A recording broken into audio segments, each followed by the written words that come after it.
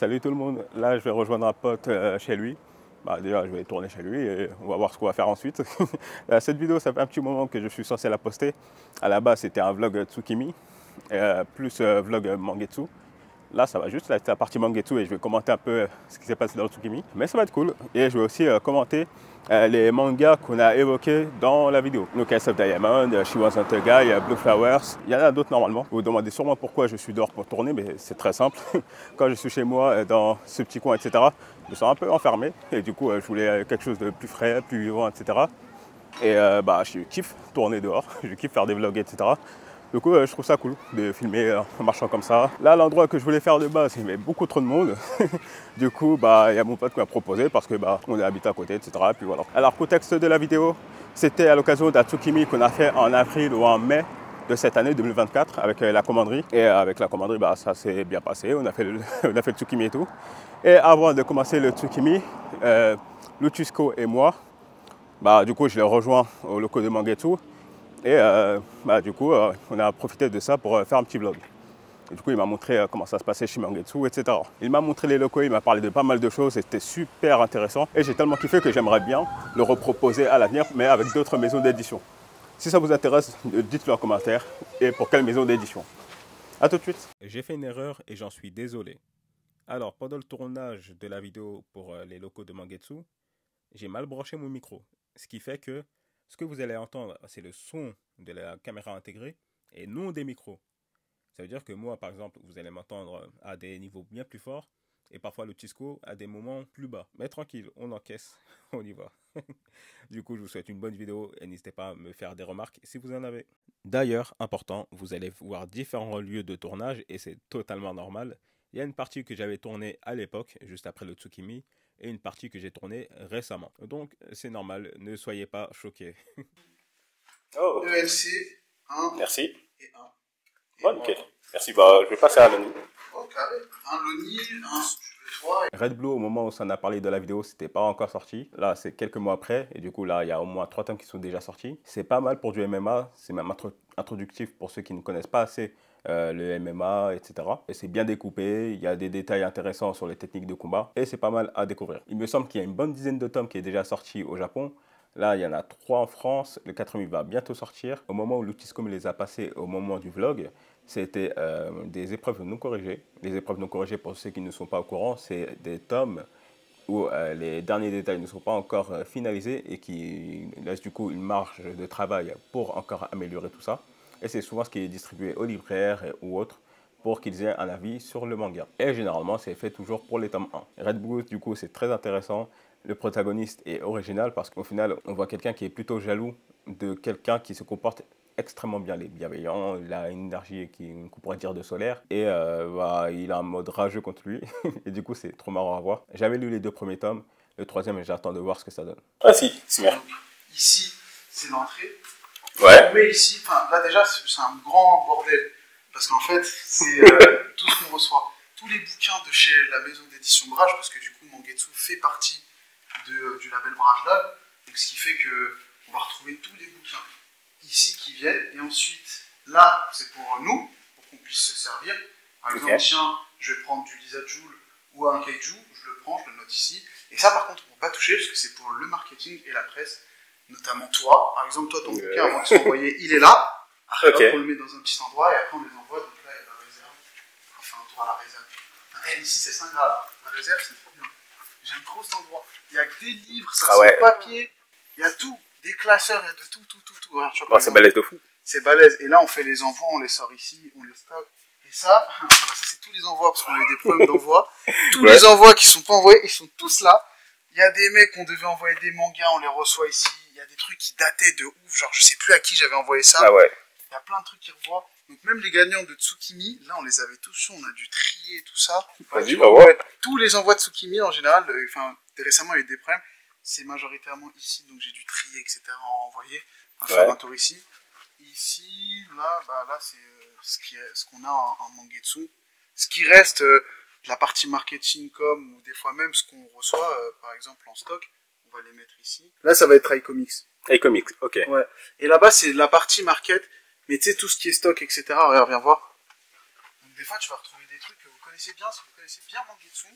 Vous avez là, par exemple, les trucs de la Japan avec le lenticulaire. Non, c'est pas le lenticulaire, mais le lenticulaire, à un moment, il était là. Bah, il est là, tu vois. Toujours le lenticulaire, on a quelques trucs. Ça, c'est soit pour nous, s'il nous en reste. Tu vois, par exemple, on n'a pas eu la chance d'en avoir, etc. Soit on va les réutiliser dans des opérations. Et par exemple, ça, c'est le pack presse de l'Inde. On en avait en plus au cas où, si on avait des influenceurs qui manquaient, ou des libraires, parce que des fois, on les envoie aux libraires. Ouais. Et voilà, il y a plein de trucs. Donc ça, c'est la partie... Ouais, goodies, etc. bonus et tout. Là, c'est quand on a fait du rangement, parce que oui, on a fait du rangement au niveau de la boîte, parce que nous allons déménager. Initialement, nous sommes à rue d'Hauteville, dans le 10e arrondissement. Nous allons bouger à Porte de Vente, où est initialement Hachette, puisque Brajlon s'est fait racheter par Hachette. Du coup, voilà ce que je voulais vous dire tout à l'heure. Ça m'avait assez surpris de vous rentrer et de voir autant de tomes. Il y avait, comme il a dit, une partie pour la presse, influenceurs, etc. Et une partie pour les employés de Brajlon. Et un peu plus loin, il y avait une réserve avec les tomes Mangetsu, iComics, etc. Bah, comme vous l'avez pu le voir, il y avait une grosse pile de tomes pour les gagnants de concours qui sont en retour expéditeur. Et ça m'avait surpris de voir autant de tomes un peu éparpillés. Parce que du coup, je me dis que bah, c'était un peu compliqué à gérer, j'imagine, de leur côté. Et du coup, ça explique pourquoi certains ne reçoivent pas forcément leur lot. Ou alors pourquoi ça relance en live. Ouais, comment ça se passe pour les envois, etc. Donc, bah, force à eux. Je vais vous montrer l'ancien, sans transition, l'ancien endroit où on faisait Tsukimi. Ici, c'est pas vraiment le bureau de Sullivan, mais... vas-y, viens, on y va. C'est pas vraiment le bureau de Sullivan, mais il aime bien s'installer là. C'est ici qu'il tourne ses vidéos comics, tu vois. Donc il a déjà, on a déjà ça de prévu, parce que Kali, c'est un petit bijou que j'ai fait. On l'a reçu récemment. Là, il y a Don Runner qui sort, c'est l'issue, il est collecteur de ouf. Il sort dans 2 jours pour le Paris Fan Fest. Mais il est ultra limité. On l'a sorti en genre une centaine d'exemplaires comme ça, parce qu'on les donne gratuitement. Ah ouais. Et c'est cool, parce que je me suis bien amusé à le faire. À ce moment-là, il y avait la Paris Fan Festival. Et à ce moment-là, il y avait du coup pas mal de comics, dont iComics qui propose le tome 1, non, plutôt le chapitre 1 de Don Runner en issues. Et du coup, c'était en noir et blanc. Et à ce moment-là, il y avait Evan Kegel, un des auteurs de l'œuvre, qui était là. Et du coup, on a fait des dédicaces. C'était pas du tout prévu qu'il y ait des dédicaces. Et en fait, il y a juste un mec qui est venu, qui a dit ouais, je peux avoir une dédicace sur mon truc et tout. Et il a dit, bah, en fait, bah, tous ceux qui veulent des dédicaces, on organise un truc et tout, et on le fait. Du coup, on a tous fait la queue, on a pris notre chapitre 1 et on a fait la dédicace. Je vais vous montrer à quoi ça ressemble, et c'est juste une signature sur la couverture. Et donc tout ça, ça appartient à Sullivan. Pour vous dire que tout ça appartient à Sullivan, il y a la casquette de Sullivan ici. Elle est vraiment là, tu vois. Il y a ses couverts parce qu'il vient manger ici, il tourne ses vidéos, il va là-bas et il se barre. Sullivan, il a un planning ultra chargé, j'ai jamais vu ça. Et c'est ici, en fait, anciennement, Tsukimi. Après, on va parler de Tsukimi. Alors, l'anecdote, c'est très drôle. Ah ouais? Ouais, c'est petit, hein. Ça paraît plus grand quand tu regardes et tout. Ouais, c'est vrai. Mais non, c'est petit de ouf et il fait chaud de fou.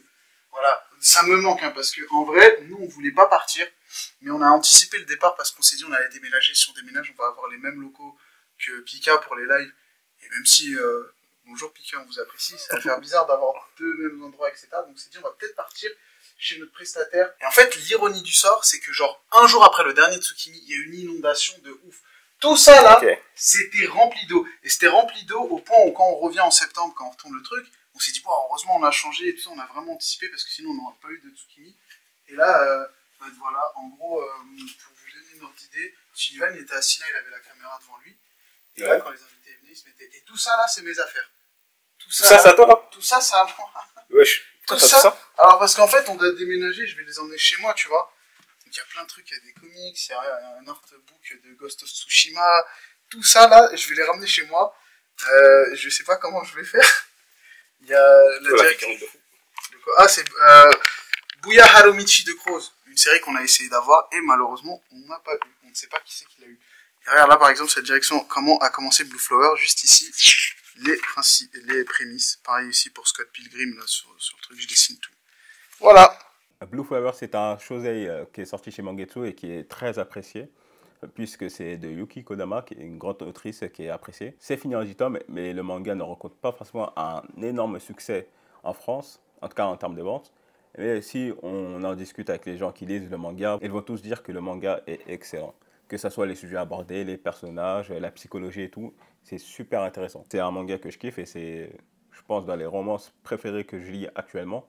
Et voilà, franchement, si vous avez l'occasion de découvrir ce manga, je vous conseille de foncer. Et du coup, le Chisco s'est occupé de l'ADA. Je ne sais pas si on le voit bien, mais il y a quelques effets sur la couverture. Et apparemment, c'est lui qui a eu l'idée de tout ça et ça rend trop bien. Et franchement, très content de découvrir la série. Là, il y a 5 tomes qui sont sortis en France et il en reste du coup 5. Donc je pense que ça devrait se terminer pour l'année prochaine. Ok. Donc ça, c'est mes affaires. On va monter côté édito. Qu'est-ce que font les éditeurs? Parce qu'en vrai, on voit peu de vidéos sur ça, donc en vrai, ça peut être cool. Je vais te montrer comment ça fonctionne. Donc, d'un point de vue physique, donc Sullivan achète les séries, on les reçoit, on les envoie à un traducteur. Je vais prendre mon sac en même temps. Le traducteur, il fait sa traduction, logique. Ensuite, il y a un préparateur de copie et éditrice qui s'occupe de, en gros, gérer l'édition du bouquin. Hop, ça, faut modifier, faut changer, faut rajouter, etc. Ensuite, le lettreur, il met en place tout ça. Le lettreur, il met dans les bulles.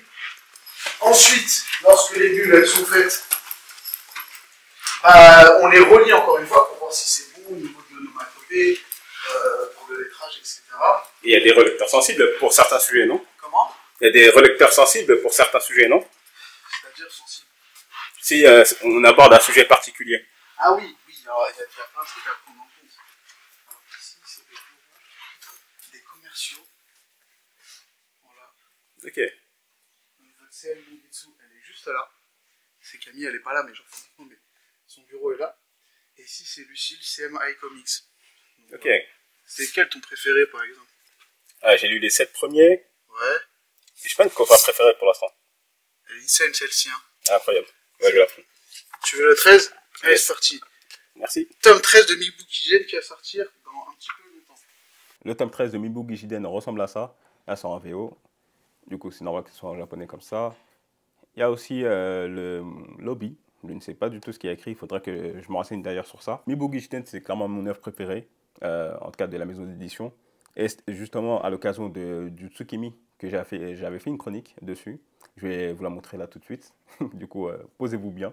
Les auteurs du titre, parce que, bon, on va y revenir, mais bref. Donc, te sens-tu prêt pour Mibuki Jiden? Ah, je suis prêt. Hein. Let's go, c'est parti, on t'écoute. Alors, du coup, c'est l'heure de ma chronique sur Mibuki Jiden. On avait le choix de choisir n'importe quel titre de Mangetsu pour faire une chronique et j'ai choisi ce titre car c'est maintenant mon préféré de l'éditeur. Yeah. À l'origine, Mibuki Jiden est une série de romans de Jiro Asada qui a ensuite été adaptée au cinéma sous le nom de When the Last Sword is Drawn en 2002. Le manga a démarré en 2007 avec Jiro Asada en tant que scénariste et Takumi Nagayasu au dessin.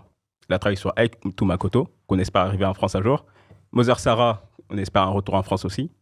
Et Love Letter Popoya que vous retrouvez chez Mangetsu. Alors, de quoi parle Mibuki Jiden? On suit le parcours de Kanishiro Yoshimura, qui était considéré comme l'un, voire le plus puissant du Shinsengumi. C'était la célèbre milice chargée de la sécurité de Kyoto à la fin du règne du Tokugawa. Yoshimura a dû se déshonorer en rentrant dans son village natal. Et au fil du manga, on suit du coup son parcours. 50 ans après cet événement, où il y a eu la restauration de Meiji, on va suivre un jeune étudiant à la recherche de témoignages de personnes ayant connu Yoshimura.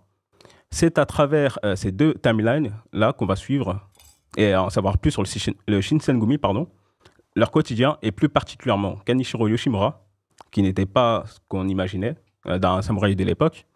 Il était doux, attentionné, pédagogue, avide, mais quand il fallait se battre, il était dit qu'il devenait autre chose qu'humain. Maintenant, pour parler de ce qu'il y a autour de ce titre, à l'occasion de la sortie du dernier tome au Japon, là, je l'ai dans les mains, il est super beau. Alors... C'est cool parce que quand je l'avais donné, je savais même pas que tu allais faire un lien direct avec. Super. Le timing est bien. Et le timing, il est parfait. Pour parler de ce qu'il y a autour de ce titre, à l'occasion de la sortie du dernier tome au Japon, Takumi Nagayasu a été interviewé pour parler de Mibuki Jiden et est présenté dans l'édition du soir du 16 octobre du Yomiuri Shimbun, le quotidien le plus vendu dans le monde. Dans cette même édition, on apprend aussi que Jiro Asada prétend qu'un de ses ancêtres était un samouraï de l'ancien shogunat Tokugawa. Plus récemment, Takumi Nagayasu a remporté le 53e prix de l'Association japonaise des dessinateurs, prix du ministre de l'Éducation, de la Culture, des Sports, de la Science et de la Technologie, grâce à toutes ses œuvres. Merci d'avoir suivi cette chronique sur l'excellent Mibuki Jiden. Ah, vous êtes en train de me vanner sur ma calvitie, mais ça va, c'est juste que je suis pas coiffé, les frères. C'est pour ça que j'ai mis une casquette. Mais moi, je voulais te vanner tout à l'heure, j'ai rien dit. Ah, mais tu peux, mais c'est pour ça que j'ai mis une casquette. Je me suis pas coiffé. C'est pas bien, vous avez fait ça pendant la chronique d'Houssen, c'est pas bien, vous êtes méchants. Personne n'a qu'à là. Je me retenais de rire de fou. Il y a des blagues là, ils sont méchants. Ah, ils s'attirent. Hein. Bah bref, on a eu plein de trucs, mais merci. On va rester sur le sujet. Professeur Foldag. En gros, on va revenir sur Miboogie Shiden parce qu'en vrai, c'est une série que beaucoup apprécient pour le coup. Tu avais parlé des deux duos. Il y a une autre série qu'ils avaient fait, justement, on en avait parlé, et c'était Love Letter Popoya. Tu l'avais lu. Oui. Tu avais apprécié. J'ai kiffé. Et après, il y a une autre série qu'ils ont fait à deux aussi. Il y avait autre que cette série, c'est que Takumi Nagayasu, en termes de dessin, il est connu et reconnu. Il a fait plein d'autres séries qu'on n'a pas. Comme Aito Makoto. Bah, on n'a pas. Nous, on n'a pas. On va pas se prendre la tête avec ça. On n'a pas. Je l'ai déjà dit, laissez-moi. Moi, je connais rien. Mais pour le coup, c'est cool. Pour Miboogie Shiden, tu l'as dit aussi, c'est 13 tomes. L'auteur prenait grave son temps sur la parution des tomes. Et en fait, là, le tome, il est sorti il n'y a pas très longtemps. Et là, nous, on rattrape progressivement le truc et tout. Et ça se finit bien, tu vois. Ouais, il y a eu un doute que l'auteur ne finisse jamais la série, vu son état de santé. Ouais. Mais tant mieux que ça soit fini. Le frère, il allait pas bien hein, pendant un moment donné. Hein. Je me disais, est-ce que, pour le coup, j'étais inquiet parce que il avait dit une phrase et je me suis dit, ça se trouve, le gars, il est en train de le dire normal. Il a dit qu'il aimerait mourir sur ses planches.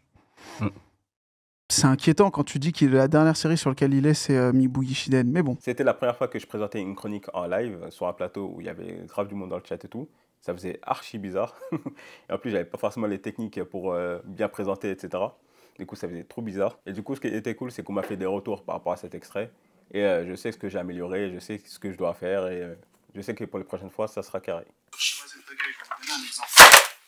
Moi, je suis le graphiste. Donc, quand je prends le truc, je prends en compte toutes les demandes de l'édito sur ce que je fais.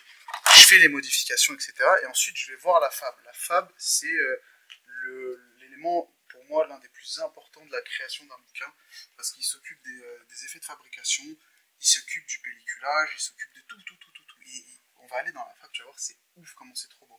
Ok. Ah, par exemple, sur Golden Guy, je vais te donner des exemples, etc. Une dorure, etc. Ça, c'est la fab qui t'aiguille à fond sur plein de trucs. On va faire un tour du côté de la fab. She Wasn't a Guy, ça ressemble à ça. C'était sorti il y a 2 mois, il me semble. Et du coup, ça a été un gros succès au Japon. À la base, c'était une œuvre qui était proposée sur Twitter par l'autrice. Et ça a tellement fonctionné que ça a été édité au Japon, jusqu'à le faire éditer en France. Et même en France, ça rencontre un succès de fou. Carrément, ils ont dû faire des réimpressions. Et quand tu as des réimpressions pour un premier tome, c'est que c'est bon signe au niveau des ventes. Ensuite, c'est pas forcément des sujets qui vont le plus attirer les gens. Franchement, je pensais pas que ça allait autant se vendre. Même si je savais que c'était attendu. Mais là, She Wasn't a Guy, très content du succès que ça rencontre. Et moi, je pense que je vais suivre la série, à moins qu'il y a beaucoup de tomes. S'il y a beaucoup de tomes, je vais pas suivre. Genre, franchement, c'est mon service préféré, je pense. À choisir, la fab, c'est trop bien. Et du coup, ils ont oui, j'imagine plusieurs exemplaires de fabrication pour avoir des tests, etc. C'est ça? Ouais. Mais tu vois, je sais pas si t'avais suivi avec l'histoire de Family Edition. Ouais, magnifique. C'était trop bien. L'élaboration de Family Edition, c'était trop bien. Alors. Ouais, personne, j'en étais sûr. Yes. Alors, on va pouvoir parler tranquillement. Il est interdit de voler l'exemplaire de la femme. Ouais, alors eux, oui, ils sont ultra attachés à leur création, donc forcément, pour eux, faut pas les toucher. Et en plus de ça, ils numérotent. Par exemple, là, c'est 1, parce que c'est la première impression, donc premier tirage, pardon. Et quand il y a un 2, bah, il y a un 2. Par exemple, je sais plus, je crois que Deep 3, vu qu'il a eu beaucoup de réimpressions, là, regarde, t'as Deep 3 1, 2. Là, une autre réimpression, donc tout le temps, il note. Donc, okay. La le coffret to bits. Ouais, il est là. Il est là. Ah bah voilà, il est là, on va le présenter ce soir. C'est lui, c'est un truc qui est parti sur ah purée, on peut faire des. Parce que Sullivan, il voulait toujours faire un peu comme ce qu'avait fait Akata avec le tome 8 de purée, comment il s'appelle, Orange. Oui. C'est quand il livrait le truc, on s'est dit, ouais, mais en termes de logistique, c'est pas pratique. Est-ce qu'il n'y aurait pas une idée? Donc Marc, qui est pas là, il fait, ouais, vas-y, on va faire un truc tout con. Bah voilà, je vous avais montré She Wasn't a Guy. Donc tout à l'heure, ce que je vous avais montré, c'est le chroma, donc l'épreuve non corrigée. Je l'ai corrigé, et là, du côté de l'édito, c'est bon. Du coup, là, c'est la version finale. Ça, c'est la version finale. Ça, c'est ce que. Ouais, bien sûr, vas-y. C'est ce qu'on va imprimer, donc toutes les corrections seront bonnes. Et voilà, quoi. Et du coup, Après, il y a la couverture à regarder, donc ça c'est pour la jaquette. Mais du coup, Marc, il fait, ah, mais je vais demander à mon imprimeur, il y a une possibilité de faire des coffrets à plat, donc c'est-à-dire comme des jaquettes, tu les prends, tu les montes, et c'est super simple. Il nous ramène 2 prototypes, on teste, moi je regarde comment ça se passe, et il y a un vrai échange. Axel, qui était notre fabricante, qui n'était pas là, m'a dit une phrase, et sur le coup, c'est pour ça que la fab, c'est vraiment mon service préféré, qui disait que quand un fabricant et son graphiste trouvent la bonne alchimie, tu peux avoir les meilleures créations, parce que t'en as un qui est vraiment sur l'aspect physique, qui va lui présenter des supports, etc., et l'autre qui va s'amuser à faire des trucs de malade dessus. Et il y a plein de trucs avec Marc, on s'est super bien amusé, et que même lui s'amuse à proposer des trucs comme des vernis odorants sur Fermat Kitchen, ou des idées de malade, genre des vernis holographiques, c'est un truc que je veux trop faire. J'espère qu'on va le faire. Le coffret à plat to bit, on a mis un vernis et tout, là on réfléchissait à un moment donné à mettre une dorure, mais ça coûte cher et tout. Il y a plein de trucs qui font que c'est trop bien. Et d'un point de vue d'un graphiste, tu vois, tu réfléchis du coup par exemple, la calligraphie du titre, comment c'est placé, etc. Ouais. Au niveau de la fabrication, est-ce que ça change énormément pour toi? Oui. Parce qu'en fait, il y a plein de trucs à prendre en compte, bien entendu. Si tu veux, par exemple, faire une dorure, il faudra penser à faire un logo vectoriel simple. Pourquoi vectoriel? Parce qu'il y a en gros, pour la dorure, pour le faire, il faut un truc avec vraiment très facile à poser pour que tu puisses faire... Enfin, je sais pas comment illustrer mes propos. Pour ceux qui ne comprennent pas forcément le terme... En gros, je vais vous montrer avec Golden Guy. Parce que pour le coup, j'ai vraiment le truc. Golden Guy, par exemple, il a son logo avec son effet de dorure, donc c'est-à-dire que ça c'est un effet de dorure, et il a son logo dorure. Sauf que ça et ça, c'est pas le même fichier. Donc moi, je dois réfléchir à comment faire ça. Par exemple, pour la dorure, je peux pas faire des traits très très fins. Je peux pas, par exemple, faire un logo via Photoshop, parce que sinon, ça va faire quelques petites entailles. Ce sera pas très précis net. En dehors de ça, il y a aussi à prendre en compte plein de trucs, genre la colorimétrie, on imprime en quadri, donc il faut faire attention à ne pas mettre de Pantone si on imprime pas Pantone, il faut faire attention à ne pas avoir d'RGB, les bonnes résolutions à prendre en compte, faut que ce soit bien droit et tout, et pour le coup les fabricants ils sont à cheval, les nôtres en tout cas, quand il y a un problème de centrage et tout, ils te font ouais toi t'as décalé par rapport au tome 2, c'est pas trop nanana, donc ils regardent, ils superposent et tout, et donc tu fais avec et tout, et non, c'est pas vraiment des contraintes, mais c'est plus gérer des challenges. C'est-à-dire que tu as une série, on te dit on va faire tel et tant sur effet de fab, donc toi tu réfléchis graphiquement à comment tu vas le faire avec ce challenge en plus. Je vais te donner un exemple. L'exemple, c'est l'une de mes plus belles créations que j'ai fait avec Maël. C'était le coffret de Shigaime. Ah oui. Alors où est-ce qu'il est? Je crois qu'il n'est même pas ici. Shigaime. Il est là-bas, je crois. Ah, je le vois. Alors le coffret Shigaime, je vais vous donner une astuce de ouf parce que c'était un truc de malade. Donc, comme vous pouvez le remarquer, c'est ultra précis, c'est tout petit, etc. Là, les petits détails. Donc ça, c'est un truc que j'ai refait moi-même, donc j'ai redessiné. Et en fait, la difficulté, c'était que sur le pelliculage, il fallait quelque chose de vectoriel. Comment faire quelque chose de vectoriel dans une image qui ne l'est pas, puisqu'en fait, moi, je récupère des tifs du bouquin, et en gros, je dois redessiner. Donc j'avais trouvé une technique sur Photoshop, c'est la technique du tracé. Et en fait, avec cette technique du tracé, en fait, tu peux prendre un fichier sur Photoshop et directement le basculer sur InDesign et demander à InDesign, tu vois tout ce tracé, fais-le moi pareil sur InDesign pour avoir un truc vectoriel directement découpé. Donc il faut savoir que ça, à l'origine, sur InDesign, c'était un truc tout noir. Et en fait, sur Photoshop, je me suis amusé à refaire le tracé et j'ai fait genre 2 clics pour que, bam, mon illustration elle se mette sur InDesign et que je puisse imprimer dans les normes de la fab tout en respectant l'idée graphique que je m'étais fait de ce bouquin. Et ça, par exemple, c'est un challenge de ouf parce que quand tu le fais, moi je l'avais fait sur un mock-up, tu sais, en mode pour montrer l'idée que j'avais, c'était trop simple. J'ai mis une image, j'ai changé la couleur, j'ai mis un effet en dégradé et bam, j'ai envoyé. Et pour arriver à avoir ce résultat d'un point de vue physique, il faut faire un autre chemin. Donc, et pour le coup, ça aide parce que eux, ils sont pas forcément des techniciens, c'est-à-dire que c'est pas des graphistes, mais eux, ils vont te montrer le chemin, tu vois, de la montagne, et c'est à toi de trouver, enfin, eux, ils vont te montrer la destination finale, et c'est à toi de trouver ton chemin. En gros, c'est comme ça. Ok. C'est comme des coachs, en vrai. Les fabricants, c'est des coachs, en vrai. Ils font, faut faire ci et ça. Voilà. Donc, je vois ça un petit peu comme les tantôt, là, au Japon. Ouais, franchement, honnêtement, Axel qui est parti, elle a appris grandement plein de choses. Et elle est partie, j'étais déçu, je me suis dit, ça a freiné dans mon truc. Et inversement, parce qu'on a un autre graphiste, c'est un tueur, il s'appelle Jean-Charles, il m'a aidé sur plein de trucs et tout. Lui, c'est vraiment le sensei, je l'ai appelé sensei. Hein. Okay.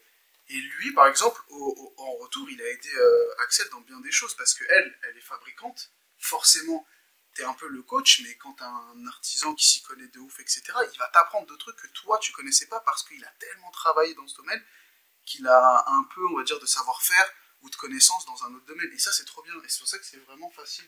L'un de mes services préférés avec la PAO. Ouais, c'est un partage de connaissances, c'est cool. Ouais, sur le truc. Après, le côté édito, c'est faut kiffer les bouquins, tu vois. Faut être... Moi, Ouais. je suis fan de manga, donc moi, je suis là avec Carole à regarder des trucs à mettre.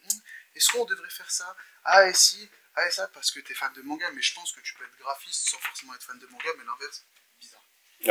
Ouais, tu vois, par exemple, attends, je vais te montrer un truc. Une anecdote de malade qu'on avait. Attends. Je le trouve plus.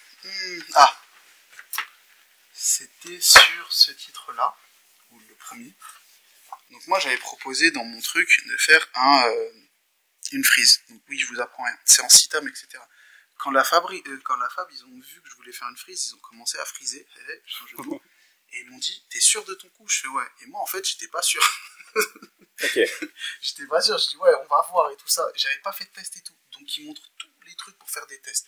Ils me font ok, t'imprimes tout, tu découpes. Parce que ça, c'est un truc qu'on fait souvent. C'est genre, on imprime, on met, on fait style que c'est un vrai bouquin, etc. Et on voit ce que ça donne. Et tu te dis, c'est tellement pas bête, mais genre, c'est tellement simple que j'y ai pas pensé que c'était le truc qui pouvait grave te donner une idée de ce que ça allait donner, genre pour de vrai. Et donc, c'est ce que je faisais. Donc, j'imprimais, je coupais, etc. Et voilà, ça a donné ça. Donc, il y a une série que vous connaissez bien qui s'appelle Ace of Diamonds sur laquelle on bosse. Et j'ai fait ça avant d'envoyer en impro et dire ouais, c'est cette version qu'on voulait faire, on voulait être sûr. On l'a mis sur une étagère, on s'est mis loin. On a commencé à regarder, on s'est dit ok, c'est bon, elle donne bien. Le dos, il est cool, les couleurs se voient bien. C'est compact, toutes les informations nécessaires, elles se voient. Plein de trucs qui sont à prendre en compte sur ça. Pareil sur Kali, Maëlle, elle m'a fait chier, mais dans le bon sens du terme, c'est genre, regarde, centre bien, fais tout, ok, t'as attention, faut que t'aies le même écart, il y a plein de trucs qui fait que, en gros, pareil, là, elle m'a dit, attends, là, il n'y a pas le même écart entre ça et ça, il faut qu'il y ait le même écart. T'imagines ça? Elle allait calculer le morceau d'ici à là pour que c'est le même écart. En mode, faut que ce soit bien centré, que ce soit bien bon. Ok, tac, tac, et après elle te dit c'est bon, on imprime. Et là, quand elle te dit c'est bon, on imprime, t'es content. Alors, j'ai deux questions. Ouais. Déjà, premièrement, est-ce que vous avez déjà Ace of Diamond en physique? Je vais te montrer un truc, viens. Alors, elle n'est pas physique, c'est moi qui l'ai imprimé. Mais tu veux dire en japonais ou en... Non, la DA finale pour la face. La DA finale, oui, elle a été validée par le Japon. Et en plus, Suzanne, il a mis une photo sur Twitter. Donc, si vous cherchez bien pendant notre trip à Londres, il y a une image très pixelisée de Ace of Diamond qui tourne un peu partout. Là, on va passer une partie que ceux qui me suivent sur Twitter pourraient potentiellement attendre depuis un petit moment, parce que je l'ai pas mal teasé, on va dire. Mais on va parler maintenant de Ace of Diamond. Donc, je vous montre la partie de l'Utisco et ensuite, on reviendra sur ce qui a été dit. Alors, Ace of Diamond, tome 1 et 2. Donc, globalement, il y a quelques modifications, mais on se rapproche genre à vraiment 90% de ce qu'on a fait. Par exemple, le dos, il sera comme ça. Donc, ce sera un tome rouge, un tome bleu. Donc, dans un premier temps, j'ai proposé ma direction artistique à Sullivan et au reste de l'équipe avec des mock-ups, etc. Je te le montrerai, je te les enverrai si tu veux, tu pourras les mettre. Et j'ai mis, ah voilà, moi je le vois comme ça, sinon il y a ça, etc. Et tout. J'ai vraiment tout donné. Donc, ensuite, tu les imprimes. Donc, moi j'imprime, j'ai par exemple mes rabats, mon dos, mon arrière et tout ça. Tu vois. Nice ball. Pour ceux qui connaissent bien, vous avez la ref. Je l'ai mis. Et du coup, je propose ce truc, on fait les tests. Donc moi, tu vois, je l'ai mis, je le teste, je le mets en bibliothèque et je sors. Et je me dis, est-ce que ça le fait? Je me dis, est-ce que ça le fait? Est-ce que c'est cool? Est-ce que c'est bien? Je regarde avec les autres couvertures. Je vois, moi, mon objectif, c'est qu'on ait un truc qui se rapproche au niveau du dos d'Awashi. Truc très sportif, etc. Et si tu regardes bien, bah, on n'est pas très loin, tu vois. Moi, je trouvais, bah, tu vois, je suis un grand fan des deux séries. Je trouve que Ace of Diamond et Awashi, ça parle presque de la même chose, mais ça plaît au même public, à mon sens. Parce que c'est pratiquement, je dis bien, le même type d'histoire. Tu vois, un mec qui vient d'une autre ville, qui va à Tokyo pour apprendre à être le baseballer ultime, etc. Enfin, le lanceur ultime, du coup. Et il n'y a pas une crainte par rapport au nombre de tomes? Non, parce que justement, en fait, on va faire par saison, on va le découper par saison. Il y aura une première saison en 12 ou 13 tomes, je sais plus. Mais c'est à un moment, il rentre dans un tournoi pour pas spoiler, et on arrête à ce moment-là. Et après, on va faire une saison 2, etc. En fait, l'objectif, c'était un peu de faire comme Kurokawa, mais comme Ace of Diamond a déjà c'est déjà saisonné, tu vois, il y a acte 1, 2, et bah nous, on voulait le faire, mais pour le marché francophone, pour que ce soit plus simple à suivre, parce qu'il y a, je crois, plus d'une centaine de tomes d'Ace of Diamond, 87, je sais plus. Ah ouais. On n'est pas loin, mais il y a beaucoup de tomes. Et du coup, on s'est dit, on va faire comme ça. Donc, dans la direction finale, moi, j'ai mis, par exemple, saison 1, À l'intérieur, on va retrouver saison 1. Là, par exemple, sur ce logo ici, on va mettre saison 1 aussi ici. Et là, j'ai remis à la base, là, j'ai changé. Il y aura écrit le logo de la série avec écrit saison 1, le résumé plus petit, etc. Donc, cette illustration, elle est issue, c'est une exclue, d'une illustration qu'on trouvait dans le tome 1 original au Japon. Et en fait, il est imprimé en noir et blanc au Japon. Et moi, en fait, je me suis dit, et si on l'imprimait, mais sur la couverture en couleur? J'étais pas chaud de l'idée, donc je la propose un peu comme une bouteille à la mer, et c'est tout de suite accepté. Je trouve que l'image, elle est trop belle. Elle est magnifique. Hein. L'image de base, c'est celle-ci, en fait, avec un fond baseball, et moi, en fait, j'avais proposé celle-ci parce que je trouve qu'elle est trop belle. Et en fait, je voulais vraiment remettre toutes les personnes qui étaient le plus importantes dans le bouquin. Donc elle, c'est la recruteuse. Lui, c'est le fameux Niceboard, les gars, c'est Kazuya. Il est juste là. Et après, bah, forcément, il y a Eiji qui est devant, qui change de tête, hein, pareil, entre là et là. Mais il a un chara-design qui change beaucoup. Hein. Il a même pas la même tête que sur l'anime. Après, c'est normal. Mais voilà, donc tome 1 et 2, validé. Maintenant, on n'a plus qu'à le faire. J'ai une question. Oui. C'est pas du tout une critique, c'est juste une non, question. Vas-y. Là, du coup, en haut de la couverture, on voit directement Koten. On l'a retiré dans la version finale parce qu'en fait, okay. On était en mode... Ça, c'est un autre truc que Sullivan m'a appris en disant là, on fait une collection classique. En fait, Koten, c'était une idée qui était partie de Sullivan, mais c'est aussi une grande envie de le faire parce que Koten, c'est genre, on va mettre des classiques, on a cherché tous les classiques, tous les trucs en tête que j'ai, je les ai proposés là-dedans. Donc, venez pas me voir en DM, il y a des gens qui viennent me voir, fait, hey, tu peux demander, je suis graphiste, les frères. Donc, on propose plein d'idées, etc. Et Soft Diamond, c'était l'un des premiers dedans. Okay. Et genre, à un moment donné, je propose ça, et celui-là, il me dit, on propose des classiques, laissons parler les classiques, on retire Koten de devant, et met juste le logo derrière, et derrière, juste ça, tu vois. Genre Mangetsu quand même, parce que c'est quand même une collection Mangetsu. Mais genre, en gros, on est très discret. Là, ce sera encore plus discret. Je voulais le mettre d'un point de vue très subtil à la base, tu vois.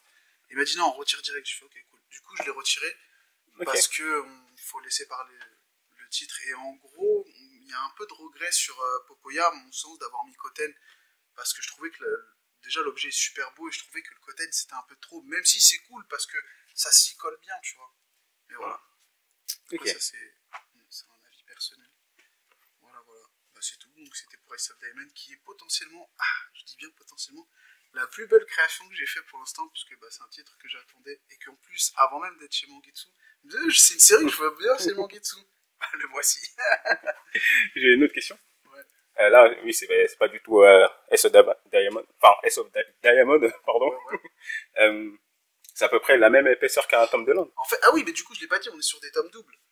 Donc, les tomes de Ace of Diamond, je vais vous les montrer. En gros, ce sera ça, hein, tu vois. Genre, ce sera 1 et 2 normal, tu vois. Et en gros, ce sera... Chaque tome aura la même pagination qu'un Land. On avait fait le calcul. La même pagination qu'un Land, tome 1, pour le coup.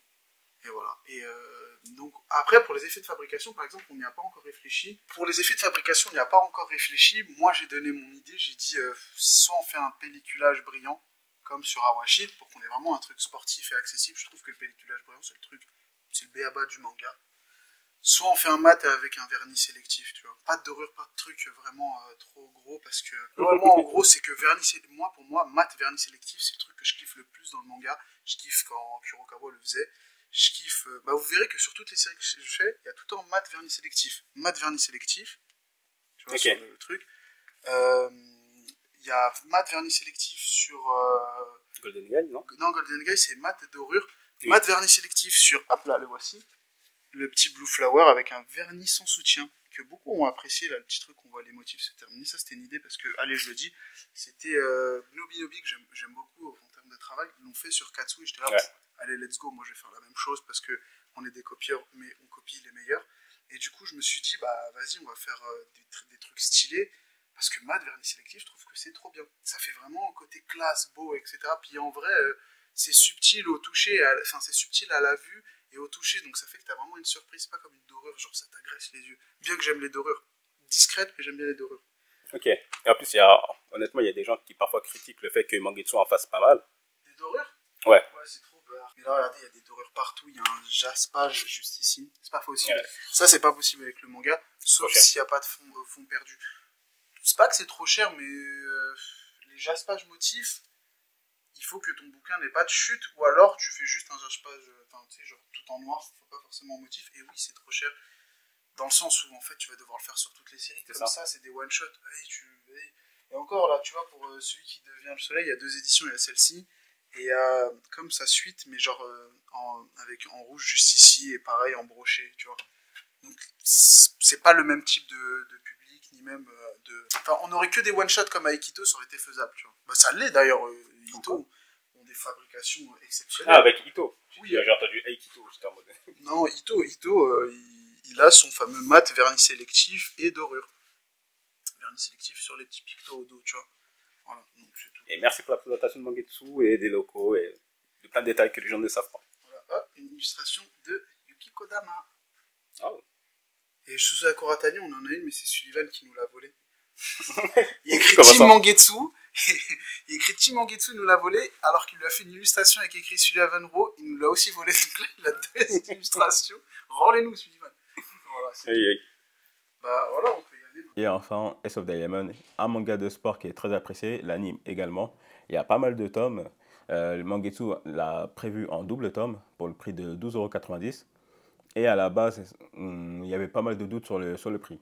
Pas mal pensé à 14 €, 15 €, etc. Apparemment, il y a une grosse discussion en interne sur le prix qui aura pu freiner énormément de monde, dont nous, moi, etc. Donc, content de le voir à 12,90 €. La DA est cool. Ça sera pour la collection Koten. La collection Koten représente entre guillemets les classiques du manga, que ce soit vieux, que ce soit assez récent, mais en tout cas des mangas qui ont une certaine valeur. En tout cas, c'est à peu près ce que le Mangetsu le vend. Ce dos-là, vraiment, je le trouve vraiment trop bien. Et comme l'a expliqué Luchisco dans la vidéo, sur l'ancienne version, il y avait le logo Koten sur la couverture juste en haut.